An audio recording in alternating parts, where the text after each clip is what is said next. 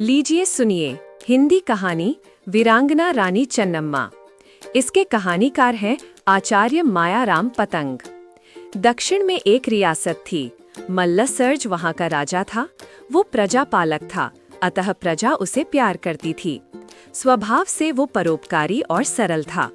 प्रजा के सुख दुख की चिंता करने वाला था। वीर और साहसी था। प्रजाजन किसी भी समस्या के हल के लिए निस्संकोच राजा मल्लसर्ज के पास चले आते थे। एक बार जंगल में सीमा पर स्थित गांव में एक शेर आ गया। गांव से किसी पशु को उठा ले गया। उसके खून मुंह लग गया तो वो आए दिन हमला करने लगा। वो पशुओं को तो उठाता ही था, फिर मनुष्यों का भी शिकार करने लगा। गांव के लोग राजा मल्लसर्ज के पास आए और उन्हें शेर के आए दिन होने वाले आक्रमणों की दास्तान सुनाई।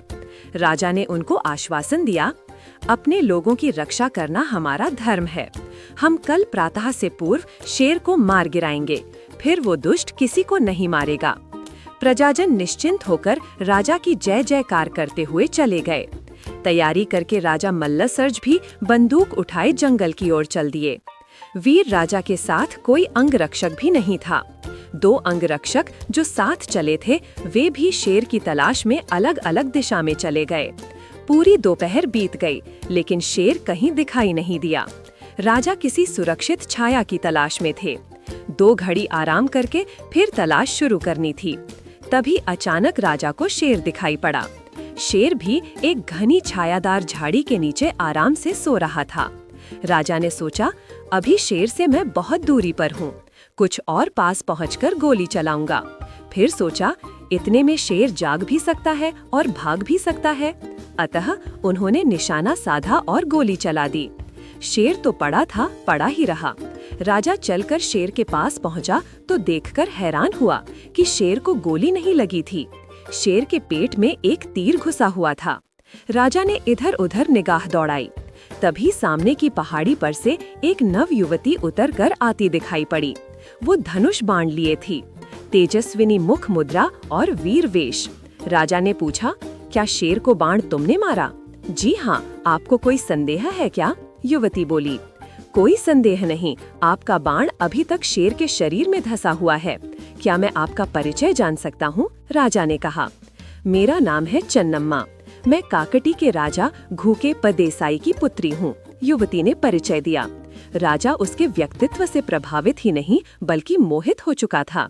चन्नम्मा का तेजस्वी मुख राजा मल्लसर्ज की आंखों में समा गया था। राजा ने विदा लेते हुए कहा, चन्नम्मा, आपकी वीरता और निशानेबाजी से मैं बहुत खुश हूँ। आपने शेर को तीर से मारकर मेरी प्रजा तथा मुझ पर उपकार किया है।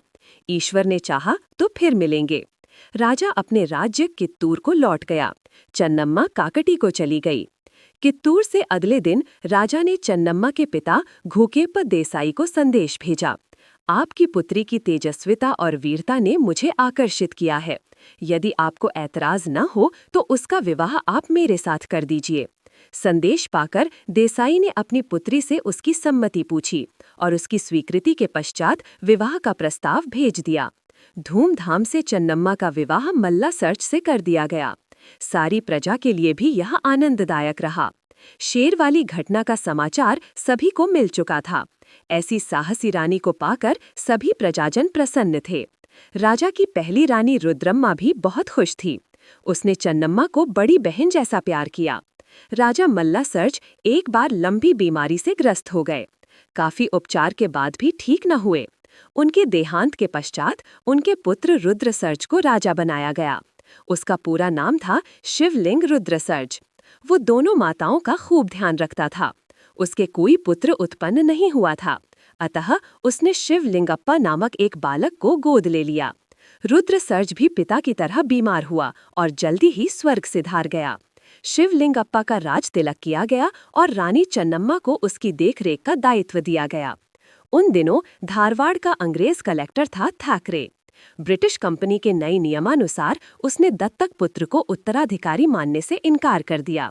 वो तो पहले से ही कित्तूर पर नजरें गड़ाए बैठा था। थैकरे ने एक बड़ी सेना के साथ कित्तूर को चारों ओर से घेर लिया। कित्तूर की जनता में भय और आतंक फैल गया। किले के द्वार बंद कर लिए गए। थैकरे ने चेतावनी दी, यदि शीघ्र ही किले के द्वार नहीं खोले तो बुरे परिणाम भोगने के लिए तैयार रहें। सेना सहित जनता को भी जान गंवानी पड़ेगी। सभी सेना नायक और दरबारी चिंता कर रहे थे। ऐसे समय में रानी चेन्नम्मा ने स्वयं ओजपूर्ण वाणी में संबोधित किया। ये हमारा प्यारा राज्य है, जीते जी हम इसे पराधीन नहीं होने देंगे। हम अपने देश, अपनी धरती से प्रेम करते हैं। अपनी मातृभूमि की रक्षा के लिए हम जब तक जीवित हैं तब तक लड़ेंगे। मातृभूमि की रक्षा हमारा कर्तव्य है, तो सोच विचार कैसा? फिर क्या था? दरबारियों और सेना नायकों के बुझे हुए चेहरे खिल उठे। रानी चेन्नम्मा के पास थोड़ी सी सेना थी, परंतु सेना में जोश था।